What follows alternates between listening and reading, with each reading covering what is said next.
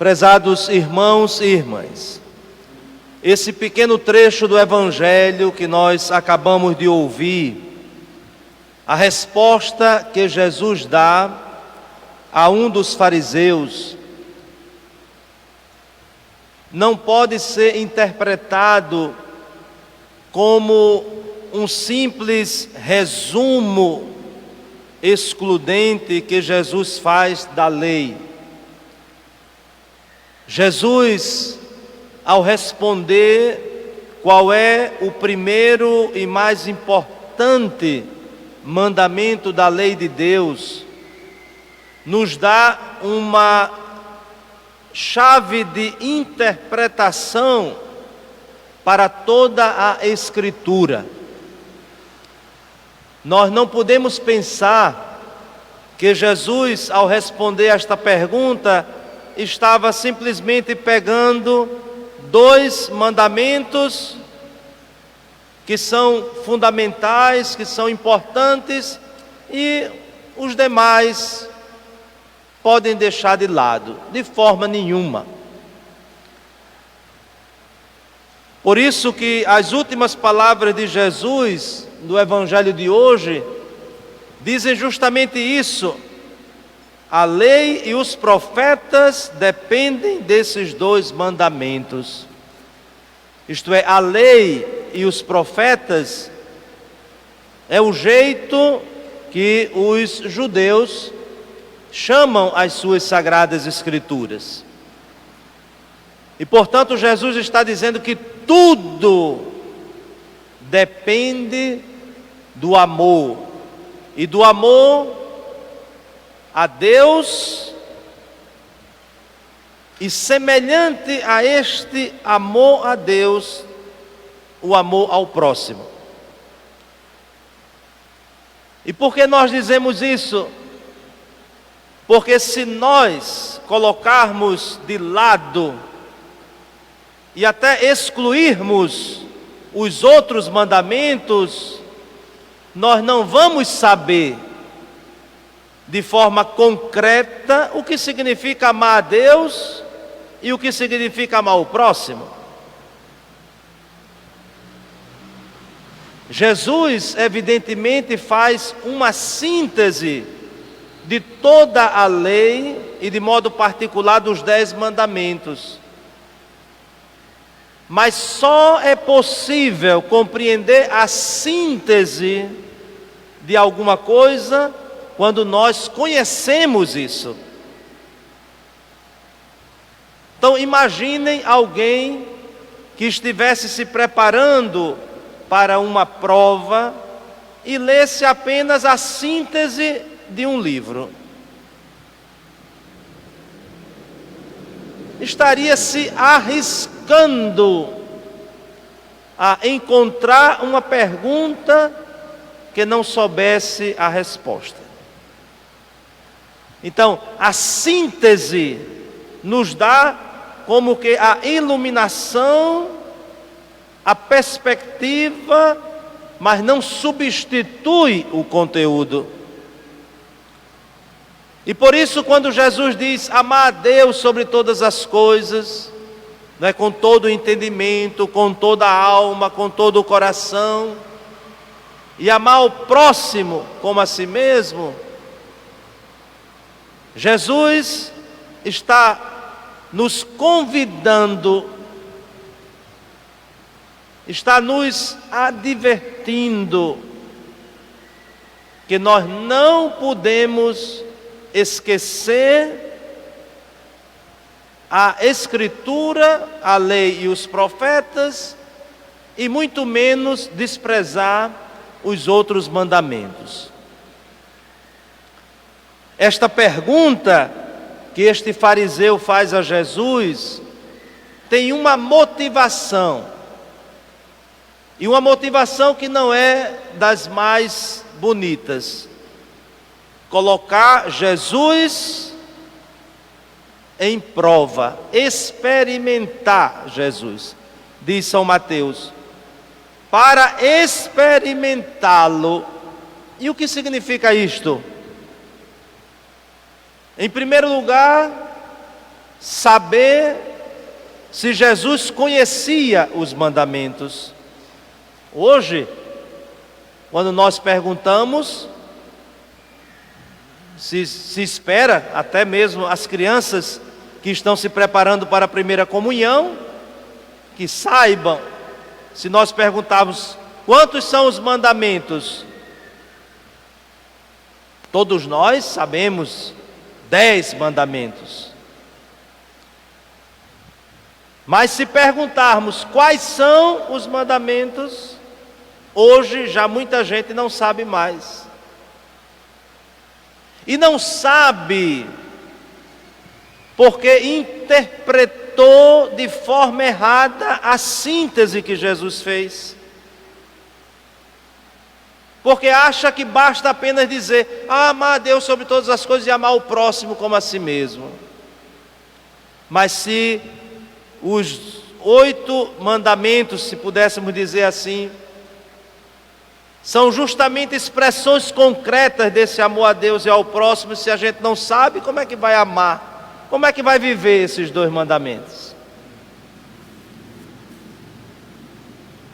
Então, nós não podemos cair neste perigo, neste erro, de minimizar as coisas, de reduzir as coisas, de fazer o mínimo das coisas, porque isso é uma interpretação distorcida do que Jesus disse.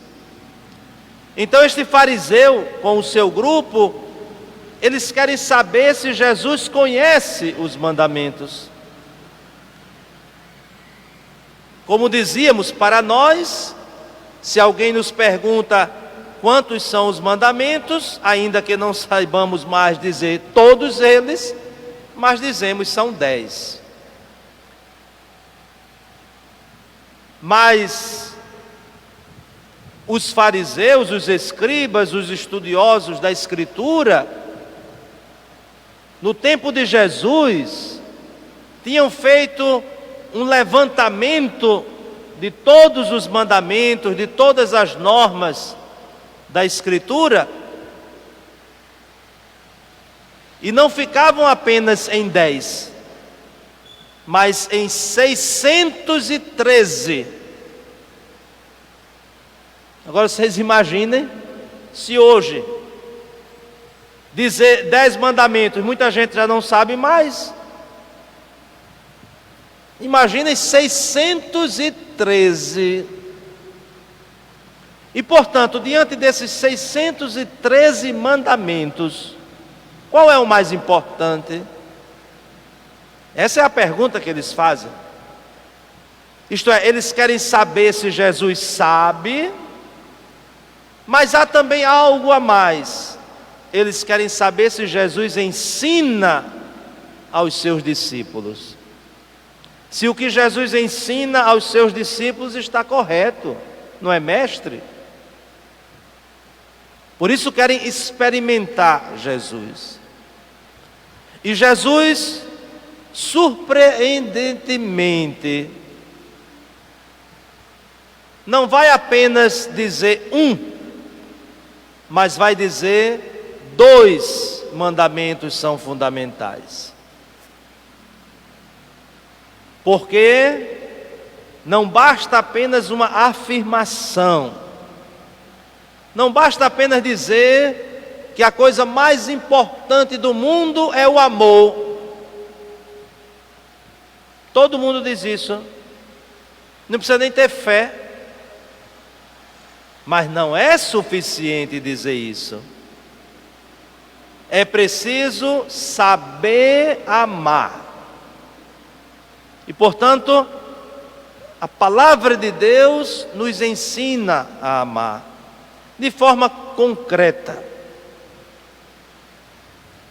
Nós sabemos, pela própria experiência, que quando se fala de amor, quase que naturalmente se pensa que o amor é um sentimento, quando na verdade o amor vai para além de um sentimento que me atrai, mas o amor é uma decisão que me faz ir e fazer o bem. Não apenas um sentimento que me atrai porque me sinto bem. Ali está a grande diferença. Às vezes as pessoas confundem amor com afetos. O afeto, nós diríamos de uma forma simples, é aquela atração espontânea, prazerosa, que nos faz nos sentir bem com uma pessoa, numa situação, num ciclo de amizade e assim por diante. Isso não é ruim, isso é um dom de Deus. Porém, o amor é mais do que isso. O amor é uma decisão de fazer o bem, não apenas a aceitação de um sentir-se bem.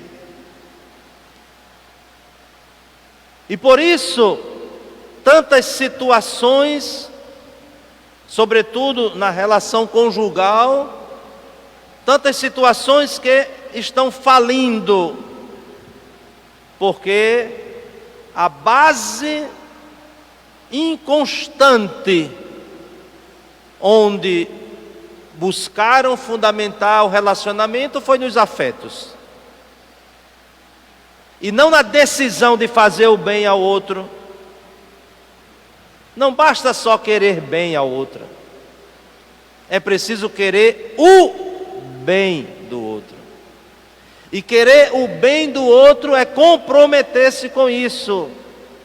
Não é apenas porque eu sinto isso. Porque eu quero um bem tão grande a tal pessoa. Mas se aquela pessoa me desagrada, com muita facilidade já não quero mais bem. Ali é que está a grande confusão de se compreender e de se viver o que é o amor. Quando nós amamos, nós nos comprometemos com o bem do outro, e para que o outro alcance este bem, muitas vezes é preciso que nós tenhamos atitudes que nem sempre são agradáveis. Por exemplo, quando um pai e uma mãe corrigem seu filho, isso não é agradável? Até a própria Escritura diz, no momento da correção, ninguém gosta. Mas qual é a finalidade daquela correção? É o bem, é o crescimento, é a educação. E, portanto, é maneira concreta de amar. Mas quando nós ficamos nessa superficialidade dos sentimentos, do sentimentalismo, pensando que amar é só fazer o que o outro gosta, isso é muito confuso. Porque amar não é fazer o que o outro gosta, mas amar significa comprometer-se com aquilo que o outro precisa. Como já dissemos, para crescer, para alcançar a verdadeira felicidade. Então Jesus de fato é mestre. Por quê? Porque nos recorda não apenas com suas palavras, mas com a sua própria vida. Ele que amou sem limites. São João, quando narra aquele momento em que Jesus lava os pés dos seus discípulos, no capítulo 13, ele diz justamente isso: tendo amado os seus que estavam no mundo, amou-os até o fim. Isto é, amor sem limites. E para justamente sintetizar este amor de Jesus, ele realizou aquele gesto de lavar os pés dos discípulos, isto é, o serviço, amor concreto. Então hoje, na nossa sociedade, sem dúvida, esta palavra é muito utilizada.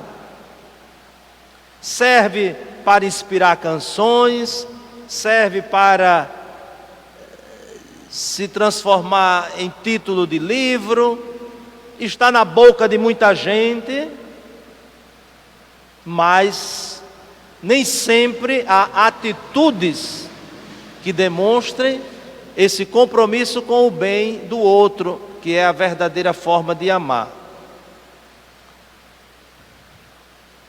A primeira leitura,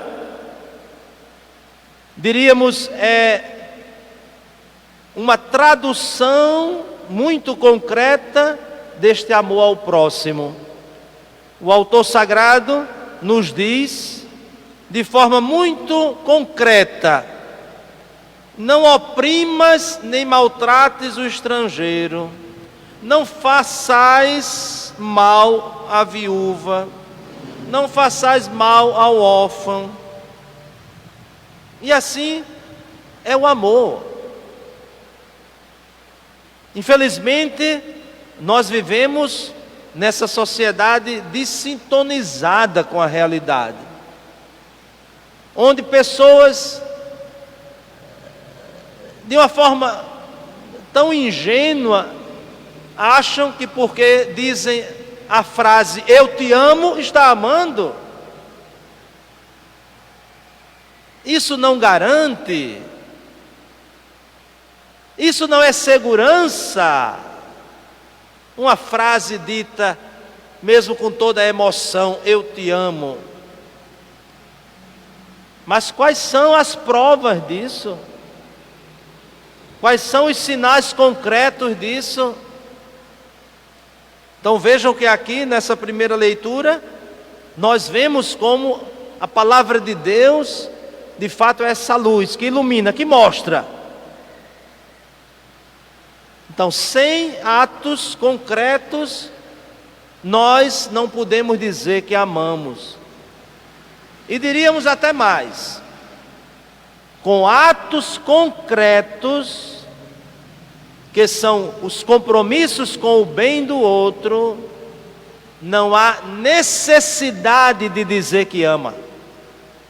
Não há. E portanto, tenha muito cuidado com gente que está toda hora dizendo "eu te amo, eu te amo, eu te amo", porque isso pode ser uma compensação. Faltam as atitudes, então quer enganar com as palavras.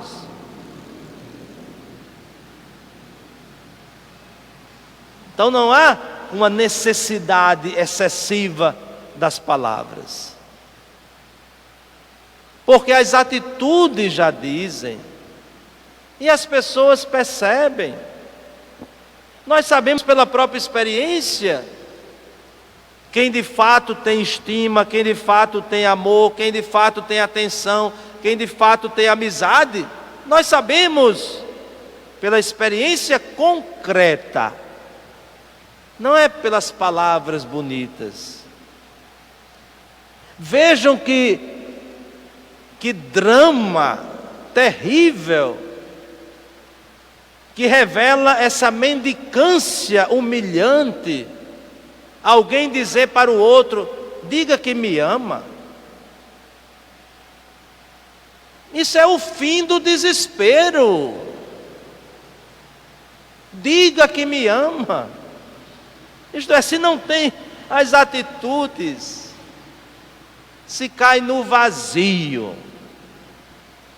Então não basta só a palavra, não basta apenas a expressão de sentimentos, porque isso não é compromisso com o bem do outro.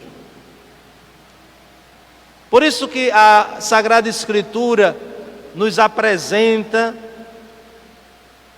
a forma mais concreta de amar, quando coloca diante de nós essa comparação do amor de Deus como o amor de uma mãe. Infelizmente, até isso, uma mentalidade distorcida que está se difundindo, está tentando acabar o amor de mãe. Isso é algo muito triste. É como antigamente se dizia, quando queria se falar da inocência, dizia como uma criança.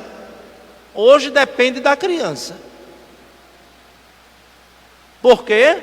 Por causa dos adultos. Então você vê determinadas crianças, não é, com modos, com linguagem, meu Deus do céu, essa aí de inocente não tem nada, porque foi estragada pelos adultos. Assim é a mãe, para falar do amor de Deus. Então a mãe, porque ama, e diante do bem do seu filho, ela faz até coisas que não são agradáveis para o filho, que não são atraentes para o filho, que não são garantia de um prazer. Um exemplo tão simples, quando uma mãe precisa dar um remédio a um filho, uma criança pequena, e o remédio não tem um gosto bom. E o menino naturalmente rejeita por causa do gosto. O que é que a mãe faz? Não desiste. Não desiste. Faz a criança tomar o remédio esperneando, gritando, derramando, chorando. Por quê? Porque quer o bem da criança. Ah, mas é amargo. Não tem problema. Ah, ele vai chorar. Não tem problema. Por quê? Porque ama. Ama. Mas hoje há uma confusão. Isto é, não se demonstra mais um verdadeiro amor, até mesmo na educação dos filhos.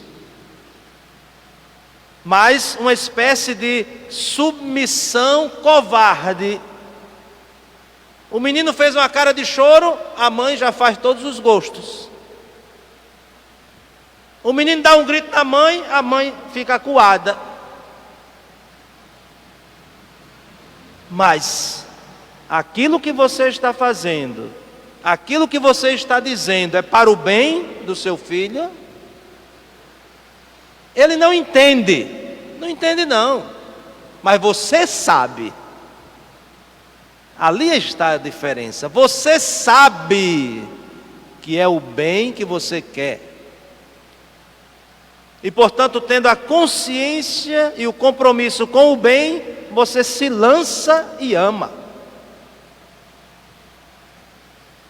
E essa é uma das grandes crises da nossa sociedade hoje. Não se sabe o que é amar.